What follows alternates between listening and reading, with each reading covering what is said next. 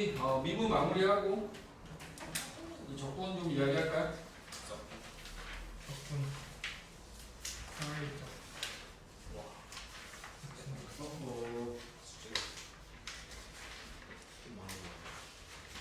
우와. F가 아니구나.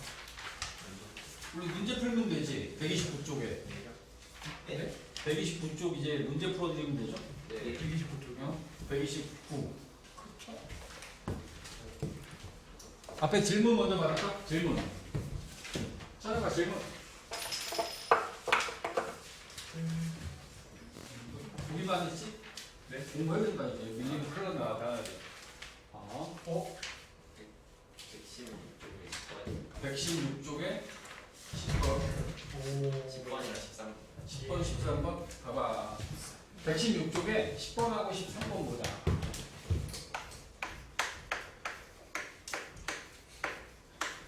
(116쪽에) 10번을 보면 함수 fx에 대하여 함수 gx가 gx라는 함수는 fx에 절대값을 씌웠어. fx가 있고 gx라는 함수가 f에 절대값을 씌운 함수야. gx가 x는 a와 x는 b에서 극대값을 가질 때, x는 a하고 x는 b에서 극대값을 가질 때, ga가 ga 빼기 gb가 9보다 커지는 ga 빼기 gb가 9보다 커지는 것을 만족하는 정수 k의 개수. 2x의 세제곱 마이너스 3x의 제곱 마이너스 12x 더하기 k. 좋아요. 우리는 여기 나와 있는 저 fx의 그래프부터 먼저 보자. 일단 그 fx 절대값을 씌우잖아. 여기 fx가 이렇게 있어. 여기 fx가 있어. 이게 fx야. 그럼 gx는 뭐냐면 여기다 절대값을 씌웠대. 이걸 절대값 씌우면 x축의 아래쪽에 있는 거 있지. 얘네들이 접혀 올라가는 거야. 이런 식으로 접혀 올라가는 거야. 오케이 진석? 이해했어?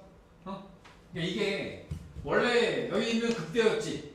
여기 극소가 어떻게 됐어? 극소가 극대로 올라와 버리는 거지. 그지? 이 문제를 지금 읽다 보면 이 극대가 두 개 있다라고 나와 있어. A하고 B. 그러면 이 B는 원래 극소였던 자리였던 거지. 그리고 요놈들 둘의 높이의 차가 9보다 커지는 그 정수 K의 개수를 구해라. 이 얘기인 거야. 알겠는가? 자, 문제에 대한 이해가 됐으면 fx의 그래프를 그립니다. fx는 f 프라임 x 구하고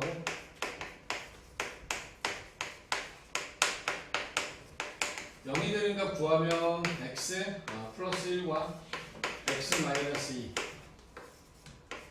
그래서 x는 마이너스 2라고 x는 2에서 극대와 극소를 갖습니다. 극대와 극소를 갖는 거야. f-1을 구하고 그럼 마이너스 2, 마이너스 3, 12, k 그러면 7 플러스 k, k 플러스 7 이게 이제 마이너스 1에서의 극대값이 되고 그 다음에 2의 값을 구하면 8, 2, 16, 43, 12, 24 더하기 k 36 k 마이너스 20이 되나요? k 마이너스 20 오케이. 자, 지금 이 상태에서 fx의 극대값과 극소값이야. 그럼 방금 전에 설명드렸던 것처럼 얘가 극대가 있고 극소가 이렇게 있어요. 그러면 극대에 해당하는 값이 k 플러스 7 마이너스 1, k 플러스 7이고 극소에 해당하는 값이 2, k 빼기 20이야. 그지? 근데 얘네들이 접혀 올라간단 말이지. 절대값을 씌워서 gx를 만들게 되면 이렇게 되면서 이 극소가 이 위로 올라갈 거라고. 그지? 자, 얘를 x축에 대하여 대칭이 공식했기 때문에 여기 나와 있는 값이 2, 마이너스 k 더하기 20으로 바뀌겠다. 오케이. 그럼 x는 x가 마이너스 1일 때 극값이 k 플러스 7이 되고 그 다음에 x가 2일 때 x의 b일 때 극대값이 마이너스 k 더하기 20이 된 거야. 오케이. 이 상태에서 둘이 빼주는 거죠. k 플러스 7과 빼기 마이너스 k 더하기 20을 뺀 요놈의 절대값이 9보다 크답니다. 2k 마이너스 13의 절대값이 9보다 커요. 그럼 2k 마이너스 13은 9보다 작거나 또는 2k 마이너스 9보다 작거나 2k 마이너스 13은 9보다 커져야겠다. 13 넘어오면 4 되고 k는 2보다 작다 또는 22 k는 11보다 크다. 자, 이제 여기까지는 극대극소의 차만 가지고 우리가 구해낸 범위고, 자, 이제 우리 이 그림에 대한 해석을 좀 해야 되는데, fx라는 함수가 지금 내가 이렇게 얘기하고 있는 건 극대가 양수고 극소가 음수이기 때문에 내가 이렇게 그려도 되는 거지. 만약에 극대극소가 모두 음수면 어떻게 돼? 극대극소가 모두 음수면 이렇게 돼 있었으면 절대값 씌우면 이런 식으로 될 거란 말이죠. 그죠? 그러니까 이 극대값 자체가 이 위로 올라가면서 극대값도 부호가 바뀌는 상황이 되는 거야. 오케이? 또 반대로 이번에는 극대극소가 모두 양수야. 그럼 절대값 씌워도 얘네들이 변하지 않는 거지. 변하지 않고 그대로 가는 거야. 지금 여기서 우리가 풀어낸 건 결국에는 양수하고 음수가 다르다라고 하는 조건 하에 이렇게 푼 거지. 그러면 이제 문제에서 원하는 이 조건에 맞게끔 나와 있는 것만 놓고 보면 결국에는 다 따져야 되는 상황이 되겠죠. 극대와 극소의 부호가 함수가 있고 gx가 여기서 이렇게 되고 이렇게 된다. 자, 그러면 여기서 여기 나와 있는 조건 중에서 맞지 않는 걸 찾을게. x는 a와 x는 b에서 극대값을 갖는다고 했지. 근데 여기 나와 있는 둘 다 이렇게 돼 있으면 어떻게 돼? 여기에는 극대가 하나밖에 없어요. 그치? 극대가 두 개가 아니잖아. 이것도 마찬가지야. 얘를 적어 올려도 극대가 하나밖에 없지. 그럼 이 그림은 아니라는 얘기네. 이게 지금 접근을 요 그림 하나로 하는 게 맞지. 그치? 자, 이렇게 되려면 극대는 양수고 극소는 음수여야 되지. 그럼 따라서 여기서 k 플러스 7이 양수고 k 마이너스 20이 음수니까 이렇게 할까요? 그냥 k 플러스 7, k 마이너스 20이 서로 부호가 다르다. 그럼 k는 마이너스 7보다 크고 20보다 작아야 되는 상황인 거야.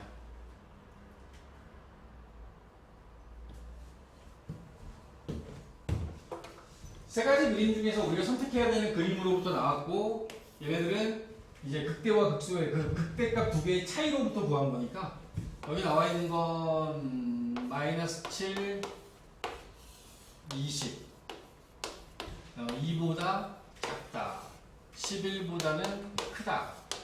요거에 맞춰서 정수의 개수 셉니다. 마이너스 6, 마이너스 5, 마이너스 4 1까지 들어갈 거고, 이쪽에서는 12, 13 해서 19까지 들어가야 되지. 그럼 위에서 나오는 게 6, 7, 8개. 여기서 나오는 건 이것도 8개인데 그럼 총 16개의 정수가 존재해야겠다. K는 정수 K는 16개. 객관식이 아니라 주관식이네. 16개가 답이 됩니다. 오케이. 잘 봐도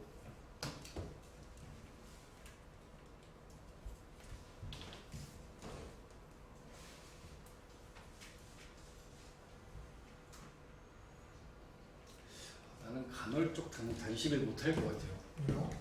아침을 많이 먹었거든. 네. 오늘 점심 저녁 안 먹으려고. 근데 한 2시간 정도 배고파. 어지러워. 안 돼요. 식사를 제대로 해야 건강도 좋고 만수가 할 수 있습니다.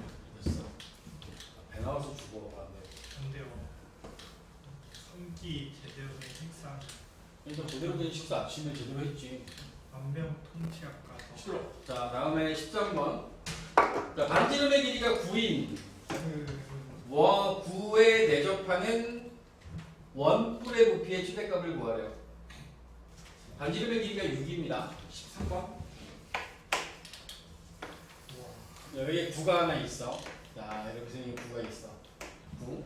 그리고 여기에 내접하는 원뿔이 있는 거야. 원뿔이 이 안에 이렇게 내접하고 있대. 오케이. 어차피 우리는 얘네들에 대한 이야기를 할 때 부피를 이야기하려면 구는 반지름을 알면 되고 원뿔은 밑면의 반지름과 높이를 알면 되지. 그지? 그 필요한 선만 남길게요. 그러면 구의 중심을 지나는 단면을 잘라. 이렇게 나오고 단면을 잘랐어. 원이야 원. 그리고 이 원뿔도 잘랐어. 그럼 우리한테 필요한 부분은 이 원뿔의 높이, 그지? 이 원뿔의 밑면의 반지름, 이걸 알면 되고, 구는 이 구의 반지름만 알면 되는 거지. 근데 구의 반지름은 6이라고 나와 있지. 오케이. 자, 그럼 여기서부터 이제 하나씩 가면 돼요. 여기가 6이면 저기도 6이에요. 어디가요? 저기도 6 아니에요? 이제 6이죠. 우리가 알아야 되는 게 높이, 이 원뿔의 높이 알아야 되고, 그 다음에 여기 반지름 R도 알아야 되지.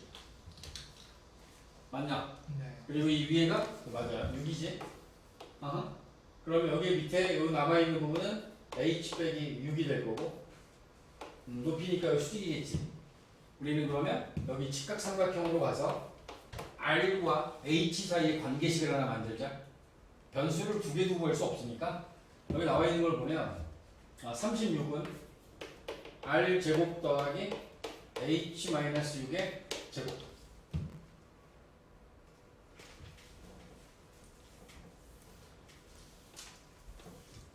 원뿔의 부피가 어떻게 생겼어? 원뿔의 부피는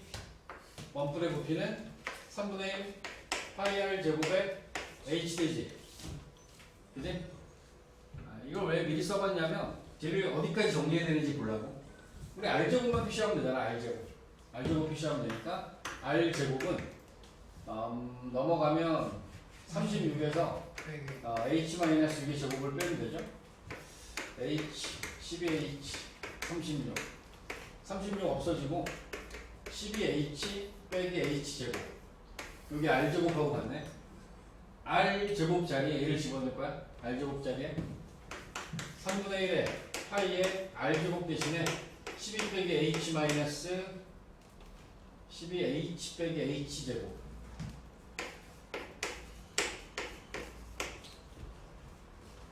됐나? 그리고 우리는 H가 가질 수 있는 값의 범위가 어디까지지? H는 이 9를 벗어날 수는 없을 거니까, 그지? 이 높이가 아무리 커도 12보다는 작아야 되고, 얘는 길이니까 0보다는 커야겠다. 그리고 우리는 이 H 3차 함수를 최대치도 구하는 데 써먹을 겁니다.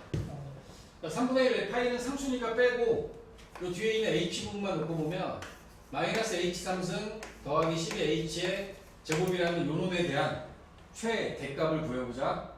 요거 갖다 미분하면 마이너스 3H의 제곱 더하기 24H 0 되는가? 마이너스 3H로 묶어 H 마이너스 8. 지금 여기 나와 있는 게 위로 블록한 상태의 2차 함수고 0하고 8에서 만나.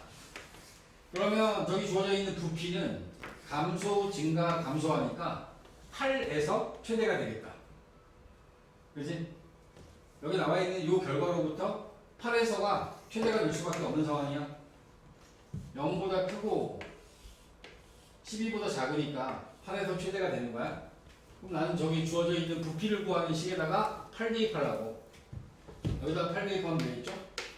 H가 8일 때 최대 3분의 1 파이 곱하기 8이 16, 8이 8, 8이 96에서 64. 96에서 64 빼면 32 남지. 8 곱하면 256 곱하기 256 나눠지겠지? 8, 안 나눠지네? 3분의 256 부피의 최대값은 3분의 256 파이로 답이 주어지게 됩니다.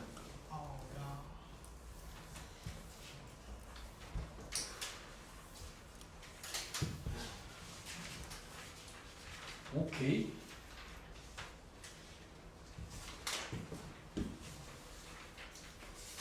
또 질문?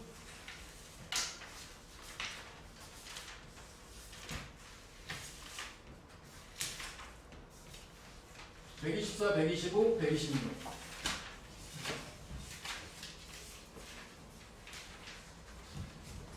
여러분들이 미분을 지나면서 머릿속에서 떠오르게 생각해야 되는 게 뭐냐면, 아, 이 미분은 결국에는 3차와 4차의 그래프에 대한 해석이구나.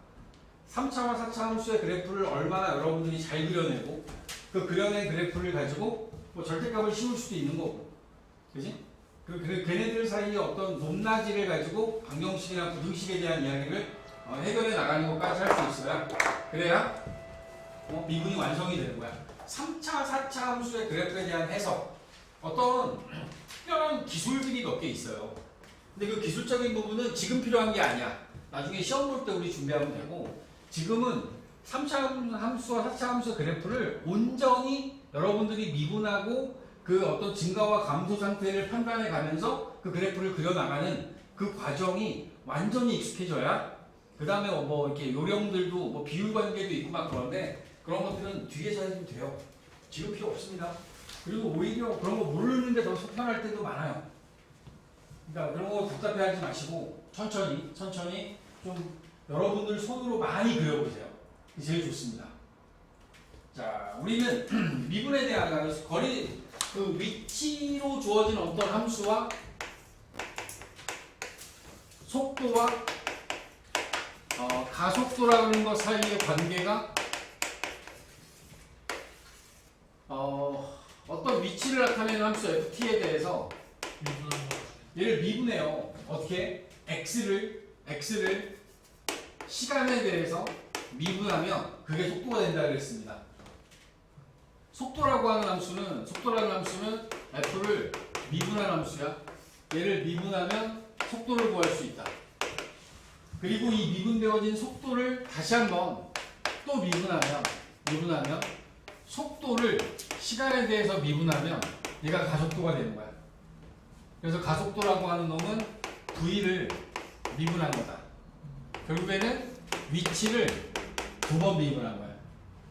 적은 이 프라임 두 개, 더블 프라임과 f2 프라임 x라고 f2 프라임 t라고 하는 건 미분을 두 번 했다는 뜻입니다.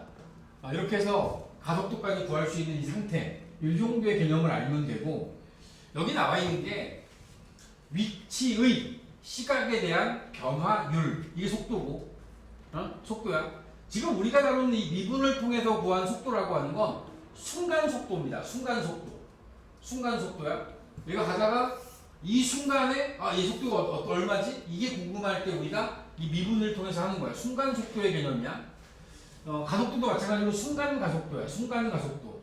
물론 이들이 모여서 이 속도가 나타내는 그래프가 만들어지고, 그지? 위치가 나타내는 그래프가 만들어지겠지. 앞에서 했던 것처럼.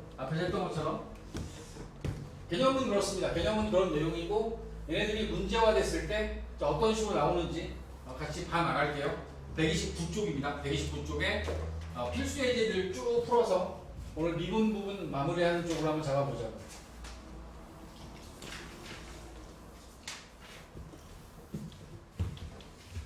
자, 필수 예제 1번입니다. 1번. 수직선 위를 움직이는 점 P의 시각 T에서의 위치가, 이게 바로 이게 위치 X를 시간에 대한 함수로 줬다는 뜻입니다. T의 세제곱 마이너스 9T의 제곱 더하기 18T. 자, 다시 이 함수를 내가 이렇게 얘기를 하면 주어진 게, 여기를 X축으로 잡고 여기가 T축인 거야. T축. 응? T축인 거야. 얘네들이 여기 나와 있는 게 저게 Y고 얘가 X인 거야. 저 미분하면 3T의 제곱 마이너스 18T 더하기 18. 그지? 그래서 3으로 나누면 T제곱 마이너스 6T 더하기 6. 별로 안 예쁘네. 네, 안 이뻐요. 인수분해가 안 된다는 얘기는, 이게 B 제곱 마이너스 4AC 하면 36 빼기 24. 여기 실수를 또 갔네. 식을 잘못 썼나? 9t 제곱 다 맞죠? 그럼 얘가 그래프 자체는 0이 되는 값을 구하면 t가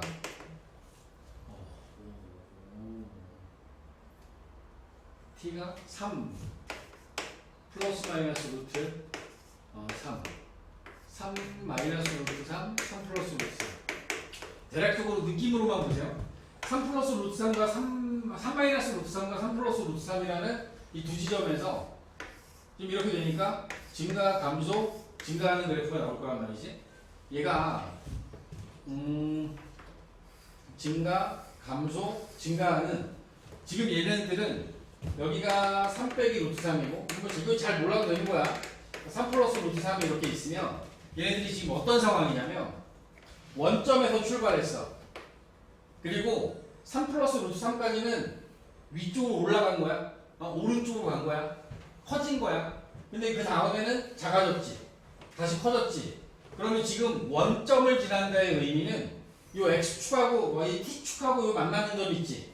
요놈이 지금 x값이 0이 되는 순간이거든. 이렇게 0이 되는 순간이 어디냐라고 물은 거야. 이런 의미인 거야. 원점을 지난다의 의미가. 알겠나? 그러니까 주어진 함수를 가지고 문제에서 원하는 얘가 P를 출발한 후 처음으로 원점을 지난대. 원점을 지난다라고 하는 건 x가 0이 되는 순간에 t값을 찾으라는 얘기야. 그러면 t의 제곱 마이너스 9t 더하기 18. 그러면 t배 t 마이너스 3 t 마이너스 6. 그럼 얘가 t가 0일 때, t가 3일 때, 또는 t가 6일 때. 그러니까 여기가 제일 처음에 0이었고 여기 두 번째 만난 게 3이고 여기서 만난 게 6이라는 얘기야. 응? 그러면 처음으로 출발한 거 빼고 출발한 후에 그러니까 이거 0 빼고 그지? 3일 때 처음으로 다시 원점을 지나는 거지. 이 원점을 지나가는 이 순간에 속도가 어떻게 되냐라고 묻는 거지. 그지? 그 얘기가 지금 여기 문제에서 얘기하고 있는 게 이런 의미를 갖고 있으니까 우리는 이제 속도를 구해야지. 시간은 알았어. 원점으로 돌아오는 시간이 3초일 때고 그 다음에 여기 주어져 있는 걸 미분해서 이 x를 시간에 대해서 미분하면 얘가 속도가 된다 그랬습니다. 3t 제곱 마이너스 18t 더하기 18. 이게 이제 속도가 된 거고 한 번 더 미분할까? 속도를 또 미분하면 6t 마이너스 18이 될 거야. 그치? 문제에서 원하는 건 이 순간에 가속도를 구하는 거니까 여기다가 우리는 t가 3일 때의 값을 구하는 거지. 네. 그치? 그랬더니 0이 돼버린 거야. 0이 된 거야. 가속도가 0이야. 여기 나와 있는 얘를 속도를 구해보면 4, 3, 12 마이너스 36 더하기 18 그럼 마이너스 6. 얘는 음의 방향으로 6의 속도로 가고 있다는 뜻이야. 속도의 부호는 가속도의 부호는 방향을 얘기하는 거야. 방향. 음의 방향으로 6. 알았어? 음의 방향 반대 방향으로 가는 거지. 반대 방향으로 6의 속도로 가고 있다. 가속도를 구하라 그랬으니까 여기서는 0이 답이 됩니다. 자, 두 번째 문제는 수직선 위를 움직이는 점 P하고 Q가 있고요. P가 시각 T에서의 위치 FT는 T의 세제곱 마이너스 8t 더하기 5. 그 다음에 Q가 움직이고 있는 GT는 마이너스 3t 제곱 마이너스 3T의 제곱 더하기 16t 마이너스 10. 마이너스 10 이렇게 지금 위치가 이렇게 움직이고 있는 거고 P하고 Q가 속도가 같아진대요. 속도가 같아지려면 속도를 구하려면 미분해서 같다라고 두면 되지. 자, 위에 거 미분하면 3t의 제곱 마이너스 8 아래 거 미분하면 마이너스 6t 더하기 16 좌변으로 몰아서 2차 방정식 풉니다. 플러스 6t 마이너스 24 3으로 나누고 t 플러스 4하고 t 마이너스 2가 되겠지. 자, 우리가 다루고 있는 t라는 것은 시간을 나타내기 때문에 양수여야 합니다. 음수인 마이너스 4는 답이 될 수 없고 t가 2초에서 얘네들은 속도가 같아져요. 그때 이 두 점 사이의 거리를 구하래요. 그러면 2를 대입해서 F2하고 G2를 구하는 거지. 저기 주어져 있는 FT와 GT가 이 점 PQ가 있는 위치를 나타내는 함수야. 2를 대입하면 마이너스 3. 8 빼기 16 더하기 5하면 마이너스 3, 네. 2 대입하면 마이너스 12, 32, 마이너스 10. 10에 위치하고 있겠는데 다시 얘기하면 원점을 중심으로 해서 Q는 오른쪽으로 10, P는 왼쪽으로 3. 둘 사이의 거리는 13이라고 얘기해야 되지. 그지? 알겠어? 응? 나와 있는 두 위치를 나타내는 함수들에 대해서 미분해서 같다. 속도 같다고 했으니까 속도 같아지는 순간에 시간 구해서 위치를 구한 다음에 두 점 사이의 거리 구하시면 되죠. 자, 2번 넘어가자. 2번. 자, 수직선 위를 움직이는 점 P에 시각 T에서의 위치가 x의 세제곱 마이너스 3 t의 세제곱 마이너스 9t.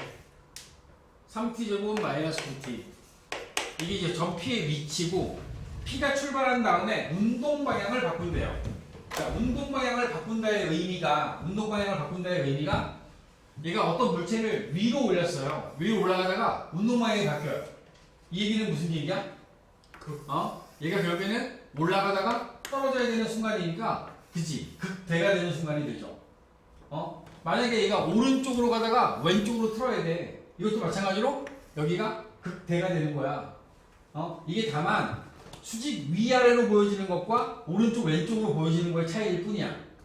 근데 이제 여러분이 생각하면 운동 방향을 바꿔야 돼요. 차를 타고 가는데 차가 가다가 유턴 해야 돼. 그럼 얘가 가다가 드리프트 하면은 그 미분이 불가능한 상태고, 드리프트 먼저 알지만 막 가다가 브레이크 밟으면서 막 이렇게 돌리고 이게 돌아가는 거잖아. 그렇게 하면 안 되고 정상적으로 가면 유턴 차선에 서서 멈춰서 돌려서 와야 되지. 무슨 얘기냐면 운동 방향을 바꾸려면 속도가 0이 돼야 됩니다. 응? 플러스 방향의 속도를 가지고 있었어. 얘가 마이너스 방향으로 속도가 바뀌어야 되지. 그러려면 사이값 정리에 의하여 양수인 값이 음수로 바뀌려면 반드시 0을 지나가야 되지. 그러니까 여기서 이야기하는 운동 방향을 바꾼다의 의미는 극값을 갖는 순간이야. 극값. 미분한 함수가 이 f't가 0이 되는 순간을 기준으로 해서 앞뒤에서 부호가 바뀌어야 돼. 부호가 바뀌어야 돼. 속도가 0이 된다는 뜻이죠. 속도가 0이 돼야 돼. 주어진 함수를 미분합니다. 속도를 구할 거야. 3t의 제곱 마이너스 6t 마이너스 9가 0이 되는 부분 3으로 나누고 t 플러스 1과 t 마이너스 3으로 인수분해해서 t가 마이너스 1일 때하고 t가 3일 때 얘네들은 극값을 갖고 속도가 0이 되고 t가 음수인 영역은 우리 생각하지 않는다 그래서 시간은 양수에 대해서만 생각을 하자. 얘가 3초일 때 운동 방향을 바꿔요. 3초에서 운동 방향을 바꿉니다. 그때 얘 위치 구하는 건가? 가속도? 그럼 미분 한번 더 해야겠네. 미분 한번 더 하면 6t 빼기 6이 될 거고 이 순간에서의 가속도 구하는 거니까 18 빼기 6 12가 이 문제에서 원하는 가속도가 된다. 알겠어? 그러니까 운동 방향을 바꾼다? 속도가 0이 된다. 지면에 떨어진대요. 지면에 떨어진다? 원점을 지난다? 이 얘기는 위치가 0이 되는 거야. 위치가 0. 자, 밑에 나와 있는 2번 문제를 이어서 보면 두 번째 이야기는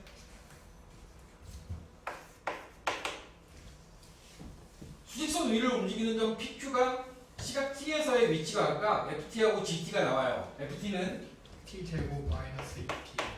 T제곱 마이너스 2T. gt는 2t제곱. GT는 2t제곱 마이너스 2t제곱에 마이너스 12T.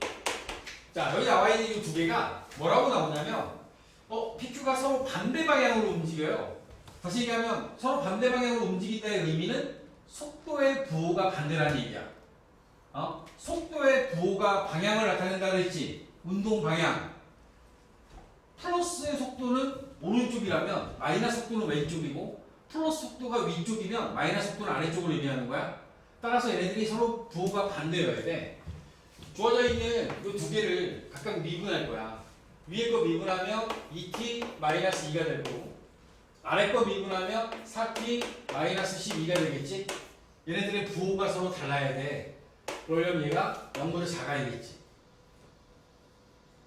맞니? 운동 방향이 서로 반대라는 의미는 여기 나와 있는 것처럼 속도의 부호가 서로 달라야 된다. 속도의 부호가 달라야 된다. 2로 묶고 4로 묶으면 양변 2, 4로 나눠서 t 빼기 1, t 빼기 3이 0보다 작으니까 1보다 크고 3보다 작을 때 여기 나와 있는 얘네들은 서로 반대 방향으로 운동하고 있는 상태가 되는 겁니다. 1초와 3초 사이.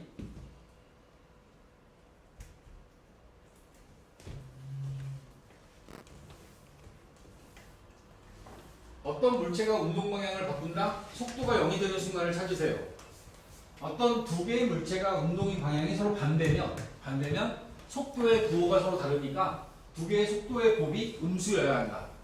그럼 같은 방향이면 어떻게 되겠어? 같은 방향이면 속도의 곱이 양수가 돼야 되지. 둘 다 양양이던가 둘 다 돼야 될 거 아니야. 그러면 둘이 곱해서 양수다라는 걸 이용하면 된다. 수직선 위를 움직이던 물체를 이제 위아래로 움직입니다. 얘를 연직 상방으로 던져 올려요. 지면에서 40m/초의 속도로 지면에 수직으로 쏘아올린 물체 T의 높이를 X라 하면 그 X가 40T 마이너스 5T의 제곱. 그러니까 어떤 물체의 위치는 포물선 운동을 그리는 거지 이렇게. 그지? 시간의 지남에 따라서 올라갔다 떨어지는 이런 물체의 운동을 나타내고 있는 게 여기 나와 있는 2차 함수의 역할인 거고, 이 2차 함수로부터 이 물체의 최고 높이를 구하래요. 최고 높이. 이 최고 높이 구하려면 극대값 구하면 되겠지. 이거 구하면 되는 거야. 극대값. 미분해서 속도를 구해. 40-10t. 얘가 0이 되는 순간을 찾아. t가 4일 때.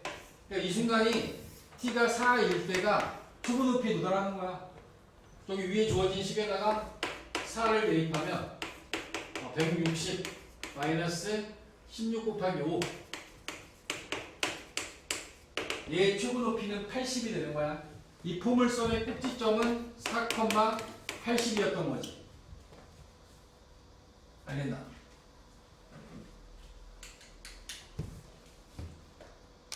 두 번째, 얘가 땅에 떨어지는 순간을 구하래요. 땅에 떨어지는 순간.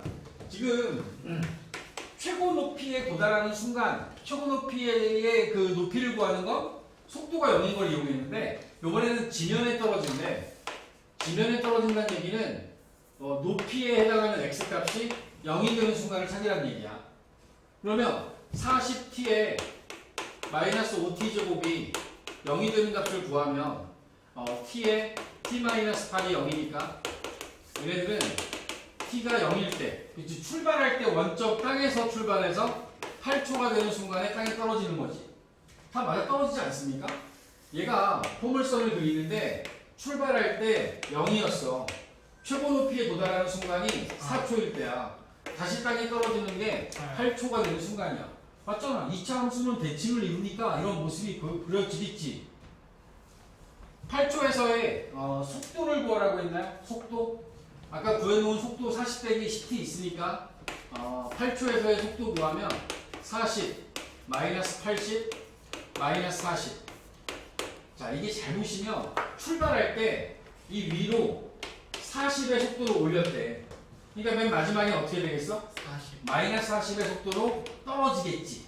떨어지는 거지. 그래서 부호가 마이너스가 된 거야. 알겠나? 최고 높이에 도달하는 순간과 땅에 떨어지는 순간, 이 순간들에 대해서 여러분들이 써야 되는 조건은 속도가 0이다. 최고 높이에 도달하면 속도가 0인 거고, 그지? 그 다음에 땅에 떨어진다라고 하면 위치가 0이 된 걸 이용해서 여러분들이 문제를 해결해 나가야 된다. 4번입니다. 4번.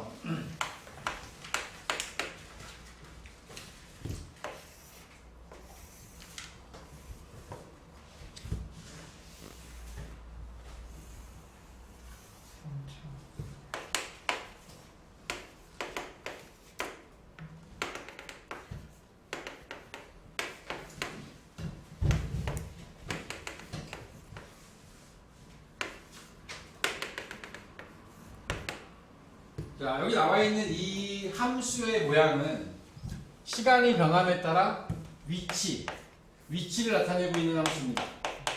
y축이 위치, 그리고 여기 x축이 시간이야. 자, 시간이 지날 때 이렇게 하는 거지. 처음에 원점에서 출발했어. 처음에 이제 음수 방향으로 가는 거야. 음수 방향으로 수직선이 이렇게 있으면 이게 원점이 있잖아. 시작하자마자 왼쪽으로 가는 거야. 왼쪽으로 쭉 가. 왼쪽으로 계속 가는 거지 지금. 왼쪽으로 가다가 B에서 운동 방향을 바꾼 거야. B에서 이제 오른쪽으로 틀어서 이제 가다 보니까 C가 되는 순간에 다시 원점을 지나고 있는 거야. C가 되는 순간에 여기 원점을 지나고 있는 거야. 그리고 계속 오른쪽으로 가는 거지. 오른쪽으로 가다가 보니까 여기까지 쭉 왔는데 여기까지 와놓고 다시 또 방향을 바꿨네. 방향을 바꿔서 가는 거야. 그럼 여기 2가 되는 순간에 다시 또 원점을 지나는 거지. 근데 이 2가 되는 순간에 내려가지 않고 음수 방향으로 가지 않고 여기서 또 방향을 튼 거야. 응? 방향을 틀어서 오른쪽으로 이제 쭉 가는 거지. 다시 처음에 출발할 때 원점에 출발했어. 시간이 B가 되는 순간까지 왼쪽으로 쭉 간 거야. 그러다가 B 이후에는 위로 올라가기 시작하지. 오른쪽으로 가. 그리고 C가 되는 순간에 원점을 지나. 그런 다음에 쭉 오른쪽으로 가다가 D가 되는 순간에 다시 운동 방향을 틀었어. 그런 다음에 2가 되는 순간에 원점에 도달할 때쯤 돼서 다시 오른쪽으로 가는 거지. 그지? 이 그림이 이렇게 해석이 돼야 되는데. 오케이? 왼쪽으로 가다가 오른쪽으로 가다가 다시 원점으로 돌아왔다가 다시 오른쪽으로 가는 거지. 자, 이걸 갖고 미분함수도 한번 구해볼까? 미분되어진 함수. 여기 나와 있는 건 이제 미분한 함수는 지금 내가 그리는 그래프는 속도에 대한 이야기가 되겠다. 속도. 자, 봐봐. 여기가 지금 감소하고 있지. B까지. 이거 음수지. 그러면 감소하니까 여기서부터 D까지는 증가하니까 양수돼야 되지. D부터 E까지는 감소하니까 다시 음수지. 여기는 다시 증가하니까 양수돼야 되지. 그지? 그러면 처음에 출발할 때가 음수니까 한 이쯤에 출발했겠는데 얘가 가다가 오다가 이렇게 가고 있는 건데 지금 내가 그린 그래프가 속도 그래프야. 속도. 처음에 음수니까 여기 음수 쪽에 있었잖아. 그러다가 여기 B에서 극값을 갖지. 그래서 운동 방향을 바꾸는 거야. 그래서 이제 증가하기 시작하는 거죠. 여기가 음수, 여기 양수. 양수. 오케이. 위치 함수, 이건 속도 함수. 기억? T가 A일 때, C일 때 A에서의 운동 방향은 아래로 가고 있지. 음수. 그 다음에 C에서는 양수로 가고 있지. 그러니까 얘는 아래쪽 음수 방향, 얘는 양수 방향. 따라서 얘네들은 운동 방향이 서로 반대. 기억은 니은 B에서 운동 방향을 바꾸는데 B에서 운동 방향 바꾸는 거 맞지? 그지? 음수 방향에서 양수 방향으로 바꿨어? 니은도 참. 자, D에서의 속도는 0 되는 거 맞지? D가 지금 극대잖아. 극대니까 여기서 속도가 0 되는 거 맞죠? D에서 속도 0 되는 거 맞아? D에서 그 다음에 뒤끝 다 맞아요. 리을 0과 F 사이에서 원점하고 만나는 게 C에서 한 번, E에서 한 번, 두 번 만났지? 그지? 얘 한 번만 지났는데 아니야, 두 번 지나지, 두 번? E에서는 어떤 거지? E에서는 원점을 터치하고 지나간 거예요. 원점을 터치하고 돌아가는 거지. 두 번 만난 거야, 두 번. 수능은 얘를 좋아해. 수능에서는 이 4번 문제 딱 좋아합니다. 잘 나오더라고. 가속도 구해 이거 잘 안 나와.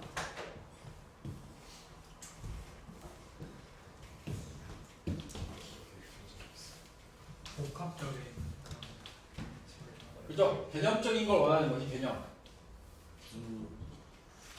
그런 문제가 잘 낸 문제야. 계산만 맨날 죽으라고 시키고 그런 것보다 개념적인 이해를 묻는 게 잘 내고 좋은 문제들입니다.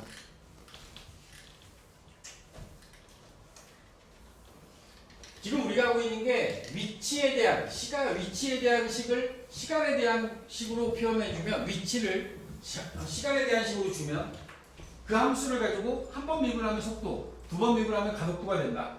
그들을 해석하는 몇 가지 방법들을 본 겁니다.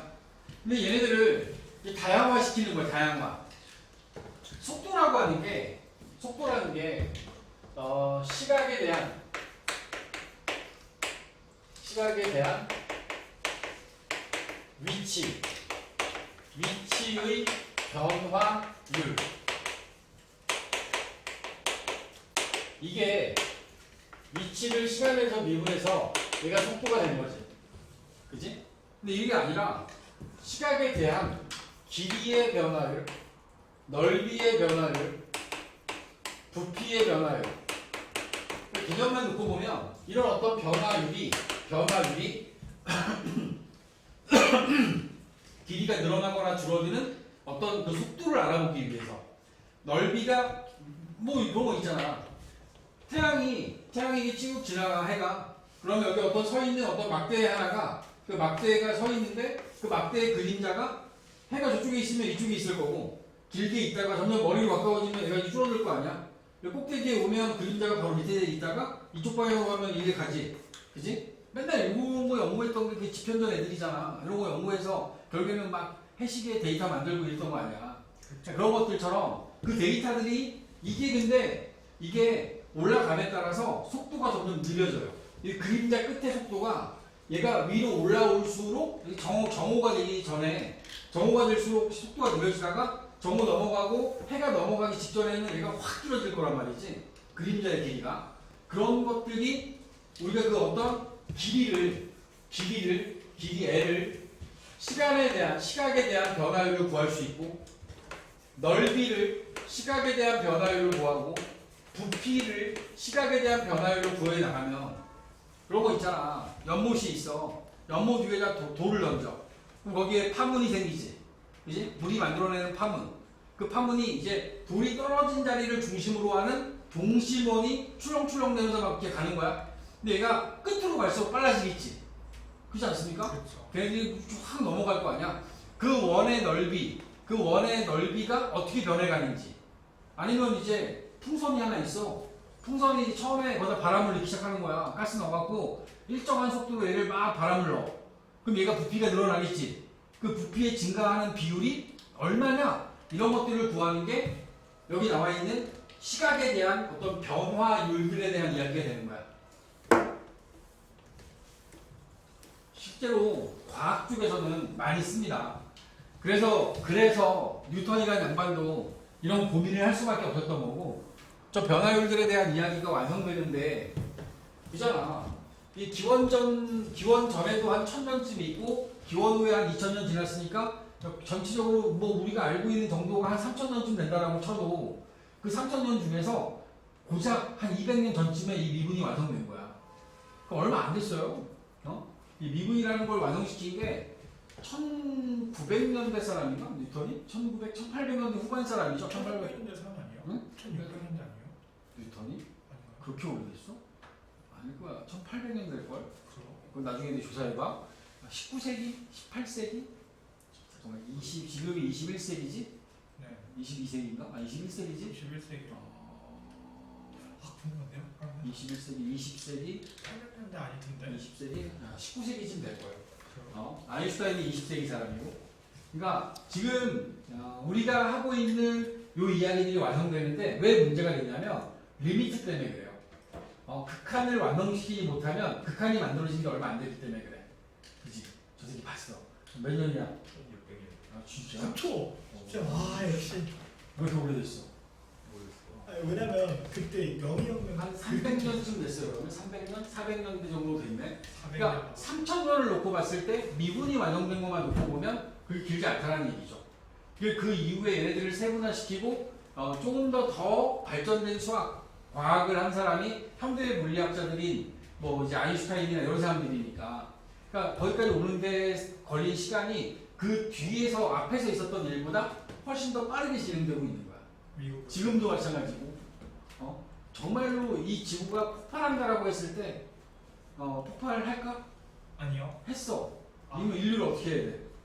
이미 살려야 나 없어진다고. 그건 옛날에 빙하기 있던 시절이고, 그러니까 지금은 정말 많이 연구하고 있대요. 그러니까 옮기는 작업들에 대해서 인류들이나 어떤 생명들을 옮기는 작업들에 대해서 많이 연구하고 있는 상태라서 뭐에서 뭘 만들죠? 전사론에 있는 얘기하지 말고 자, 네? 여기 나와 있는 거 얘기하면 우리 이렇게 얘기할 거야. 속도의 개념인데 길이의 변화율로 이야기를 할 거고 여기에 4.8m짜리 가로등이 있고 거의 5m 되는 4.8m짜리 가로등이 있고 그 가로등이 있는 반짝반짝반짝 가로등이 이렇게 있어. 그러면 어떤 사람 하나가 1.6m짜리 사람이 1.6m면 요거의 3분의 1로 되겠죠? 네. 여기 사람 하나가 이렇게 있어요. 이 사람이 여기서부터 걸어요. 걸어갑니다. 쭉 걸어갑니다. 속도가 얼마야? 이 사람이 걷는 속도가 0.8m, 1초에 0.8m, 엄청 빠른 거죠? 아닌가? 80cm 가면 별로 안 빠르구나. 빨라요. 이제 얘가 가고 있어요. 이렇게 가고 있습니다. 그러면 t초 후에 이 사람의 위치는 얼만큼이야? 여기로부터 t초가 지난 상태에서는 0.8tm만큼 가 있겠지. 그지? 속력 곱하기 시간 해야 되니까 요만큼의 거리에 오잖아? 그러면 여기 나와 있는 요 빛에 의해서 요 사람 머리 끝에 그림자가 이쯤에 생길 거란 말이지. 그러니까 그림자 끝의 위치가 여기야. 오케이? 요 사람의 지금 길이가 1.6m고 그리고 문제에서 원하는 건 이 그림자 끝에 끝이 움직이는 시각에 대한 변화율을 원하는 거야. 이 그림자 끝이 움직이고 있는 시각에 대한 변화율. 그러면 이 그림자 끝까지의 길이를 내가 L이라고 잡을게요. L. 이 길이를 L이라고 하면 여기서 우리는 닮음을 잡을 수 있습니다. 가로등과 사람이 지면에 수직으로 서 있다라고 하면 이 작은 삼각형과 큰 삼각형은 닮음이겠지. 그지? 그러니까 높이의 비가 닮은 비야. 4.8 대 1.6이 닮은 비가 되는 거야. 그지? 큰 가로등의 밑변에 해당하는 길이가 L이고 이 작은 길이는 L-0.8t로 잡으면 되겠지? L-0.8t 앞에 나와 있는 걸 비례식을 3대 1로 정리해 놓고 그리고 이 식을 정리하면 L은 3L-2.4t가 될 거고 2L이 2.4t니까 L은 1.2t라고 하는 이런 관계식이 만들어지겠다. 봐봐. 사람은 0.8m/초의 속력으로 움직였어. 근데 그림자는 1.2의 속도로 움직이고 있다는 뜻이지. 물론 우리는 얘를 미분해서 얘를 시간에 대해서 미분할 거야. 이 길이를 시간에 대해서 미분해서 그 속도가 1.2라는 걸 이렇게 알아낼 거야. 근데 우리는 속력 곱하기 시간이 거리를 나타낸다는 걸 아니까 1.2가 속력이라는 건 뭐 바로 알 수 있습니다. 알아들어? 자, 두 번째 질문은 그림자의 길이를 원하는 거야. 그림자의 길이. 여기 나와 있는 이 그림자의 길이. 그림자의 길이. 이걸 x라고 잡을까? 그 x를 이미 우리 만들어 놨지. L-0.8t라고. 두 번째 질문은 이 그림자의 길이 x가 L-0.8t고 앞에서 L이 1.2t라는 걸 알았으니까 얘는 0.4t라는 걸 알죠. 그림자의 길이는 t초 후에 0.4t가 됩니다. 그 그림자의 길이를 역시 마찬가지로 시각에 대한 변화율을 구하게 되면 이놈을 미분하면 되지. 0.4. 그림자가 커지는 속도는 0.4였던 거야. 그림자 끝이 움직이는 이 그림자 끝의 위치와 그림자의 길이 다르지. 그림자의 길이는 내가 서 있는 위치로부터의 이 길이가 그림자의 길이고 그림자 끝의 속도는 제일 처음에 있을 때 그림자 여기 있었을 거 아니야. 그림자 끝이. 근데 이게 내가 이쪽으로 움직이면 그림자의 위치가 이리로 움직였을 거고 여기 오면 여기로 움직였을 때 이 그림자의 끝이 이렇게 움직였을 때의 속도는 1.2라는 거지. 알아듣나? 자, 여기서 하나 알아야 될 건 얘를 실생활로 보면 안 돼요. 우리 실생활로 보는 게 아니라 수학으로 보면 여기 나와 있는 거에서 다 빼세요. 다 빼고 우리는 이것만 놓고 생각을 해야 되는 거야. 여기에서 얘가 여기에 수직이고 수직이니까 여기 나와 있는 A, B, C라는 삼각형과 D, E, C라는 삼각형의 닮음을 이용해서 닮음을 이용해서 BC의 길이와 EC의 길이를 갖고 문제를 풀어야 되는 거야. 그래야 얘가 수학으로 보여. 그러면 별로 안 어려운 거지. 닮음만 생각하고 우리 풀면 되니까. 자꾸 여기다가 과학을 넣고 이런 생각을 하다 보면 어려워지는 거야. 수학입니다. 수학. 이렇게 적용할 수 있다는 걸 보여주는 것 뿐이다. 다음 페이지에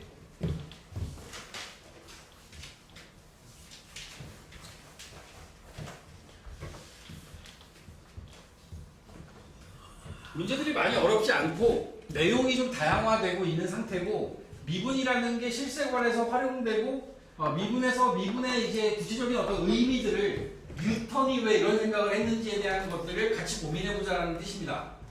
그래서 여기 나와 있는 건 속도 가속도 정도만 간혹 보이고 속도 가속도도 개념적인 걸 묻는 사도 문제처럼 그런 문제들을 보통 많이 물어보지 막 속도를 구해라 가속도를 구해라 이런 거는 아마 여러분들이 기말고사 때나 시험 문제로 이제 한두 번 접할 거고 그리고 나서는 수능 문제나 이런 데서 잘 나오지도 않아요. 걔네들은 대부분의 문제가 4번처럼 뭐 개념적인 걸 묻는 질문들을 할 거야. 계산이 중요한 게 아니니까 여기는. 자, 6번에 나와 있는 건 이렇습니다. 반지름의 길이가 2cm인 구 모양의 풍선이 있었고 기존에 있었던 이 풍선은 반지름이 2였던 거야. 근데 이 풍선에다가 바람을 넣어요. 공기를 넣어서 이 풍선이 0.2mm, 0.2cm씩 늘어나도록 공기를 불어넣고 있어요. 그럼 얘가 이제 이 큰 구로 바뀌어 나가겠지. 이제 그랬을 때 t초 후에 이 구의 반지름 R은 2에다가 0.2t만큼이 늘어나고 있겠지. 그지? 원래 반지름이 2cm였거든? 근데 2mm씩 0.2cm씩 몇 초 늘어나게 만들었어. 그러면 t초 후에는 0.2t만큼 더 늘어났을 거 아니야? 반지름이. 배경지식이 필요합니다. 구의 건널비. 하나, 둘, 셋. 백삼도 몰라. 구의 건널비. 구의 건널비요? 저 다시 물어보자. 모르는 거죠. 틀렸어. 3분의 1 파이 아니에요? 틀렸어.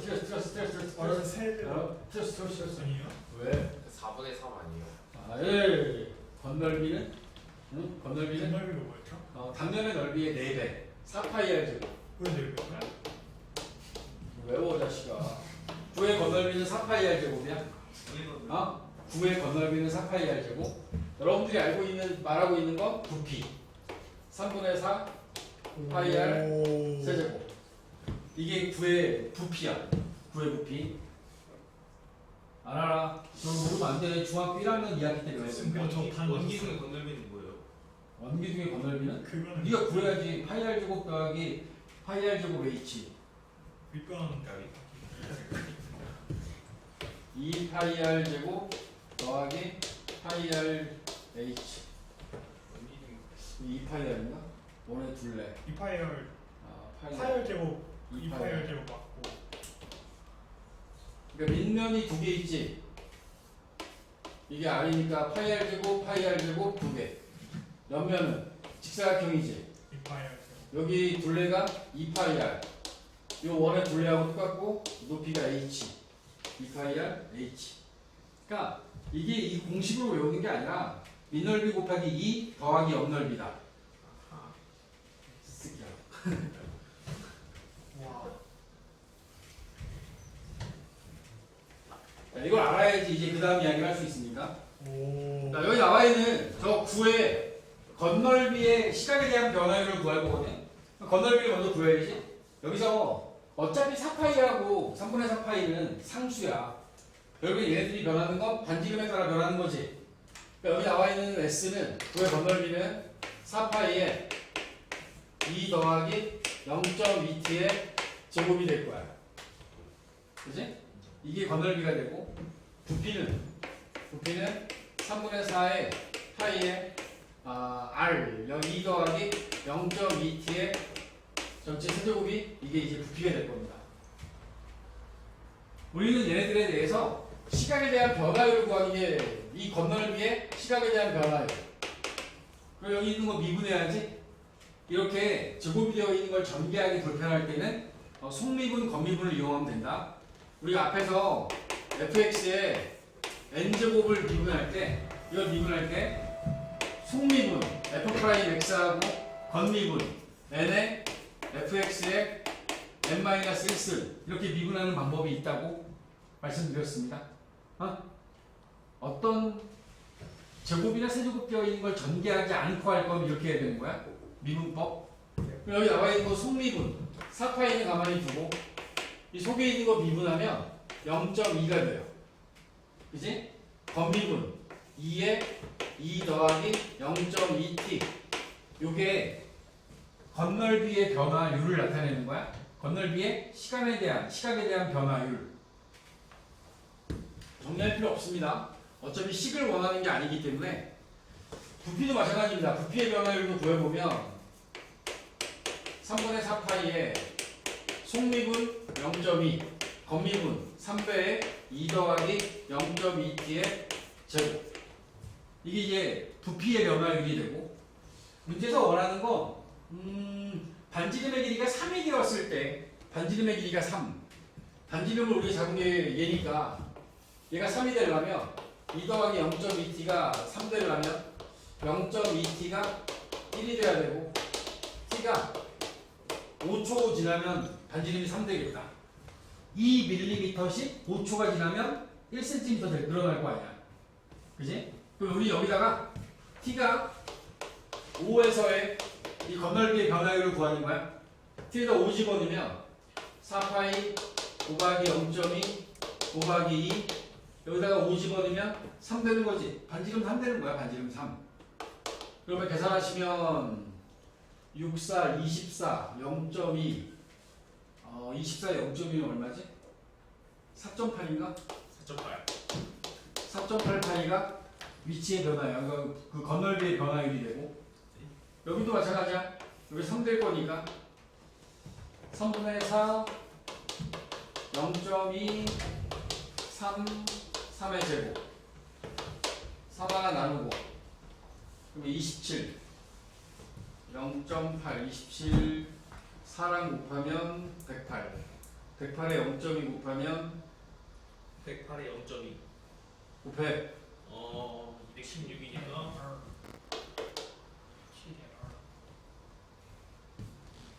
7.2 7.2. 7.28. 와. 여러분들이 여기 나와 있는, 그러니까 이런 거지. 일단 반지름의 변화율을 여러분들 구해야죠. 반지름이 시간에 대해서 어떻게 변하는지를, 반지름에 대한 식을 만들어 주시고, 저 반지름을 가지고 구의 겉넓이와 구의 부피를 구한 거야. 구가 아니라 여기 나와 있는 것처럼 어떤 원 기둥에 대한 겉넓이와 부피를 구할 수도 있는 거고, 그지? 그러니까 도형들에 대한 어떤 이야기들을 연결시켜서 수식을 만들고 걔네들을 t에 대해서 미분하는, 시간에 대해서 미분하면 그게 시각에 대한 변화율이 되는 거다. 알겠니? 어떤 상황이 됐던 간에 과학적인 아니면 수학적인 어떤 양을 여기다가 이제 이렇게 만들었어요. 만들어 놓은 식이 t에 대한 어떤 함수로 조였을 때 여기 나와 있는 거에 시각에 대한 변화율을 구하려면 이 시각에 대한 변화율은 이런 식으로 표현을 할 거고, 결국에는 얘를 미분한 형태의 식으로 표현될 거다. 요것만 정확히 알고 계시면 여기가 위치가 들어가든 길이가 들어가든 넓이가 들어가든 부피가 들어가든 다 똑같은 방법으로 시각에 대한 변화율을 구할 수 있다는 거지. 그지? 이 개념들만 잘 정리해서 여러분들이 미분만 잘 마무리해 오시면 136쪽까지 풀어주시고, 금요일에 이제 부정적분 이야기를 들어갈 겁니다. 부정적분 이야기 들어가고, 아마도 일단 뭐 다음 주가 됐던 그 다음 주가 됐던 토요일날 한 번쯤은 여러분들 보강을 해서 8월달 가기 전에 할게요. 무조건 8월달 가기 전에 끝내자. 금요일날 할 거고, 금요일에 적분 들어갈 거고, 다음 주 월요일은 쉴 겁니다. 다음 주 월요일은 쉬고, 왜요? 그냥 방학 겸 휴식 겸 해서 월요일날 쉬자. 월요일은 쉬고 금요일 수업하고 그 다음에 수요일날 정상 수업 들어가는 겁니다. 예.